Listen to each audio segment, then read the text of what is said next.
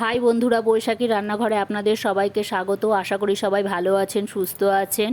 আজকে আমি একটা নতুন রেসিপি আপনাদের সঙ্গে শেয়ার করতে চলে এসেছি।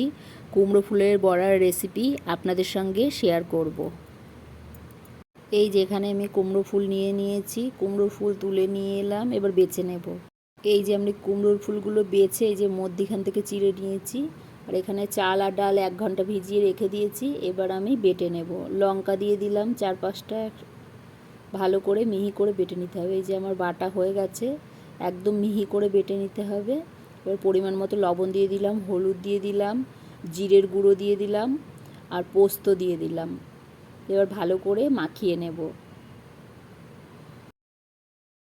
অনেকক্ষণ ধরে হাত দিয়ে কিংবা চামচ দিয়ে ভালো করে ফেটিয়ে নিতে হবে। এই যে আমার হয়ে গেছে। কড়াই গরম করে সাদা তেল দিয়ে দিয়েছি। এবার ফুলগুলো ব্যাটারের ভিতরে ভালো করে দিয়ে ভালো করে ফুলগুলোতে মাখিয়ে নিতে হবে। এই যে এবার ভেজে নিতে হবে। এই যে আমি একসাথে দুটো দিয়ে দিয়েছি। এই যে এক পিঠ ভাজা হয়ে গেছে, আর এক পিঠ উল্টিয়ে দিলাম। এই রকমভাবে লাল লাল করে ভেজে নিতে হবে। এই যে আমার ভাজা হয়ে গেছে, এবার আমি তুলে নেব। এইভাবে আমি সব ফুলের বড়াগুলো ভেজে নেব।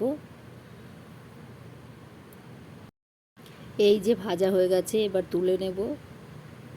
কুমড়োর ফুলের বড়া তৈরি হয়ে গেছে।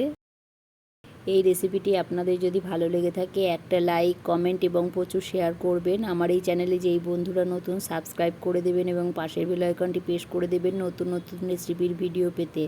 আপনারাও এইভাবে বাড়িতে তৈরি করে দেখুন, আপনাদের কেমন লাগলো কমেন্টে আমাকে জানাবেন। আজকে এই পর্যন্তই, আবার অন্য কোনো দিন অন্য কোনো নতুন রেসিপি নিয়ে চলে আসবো।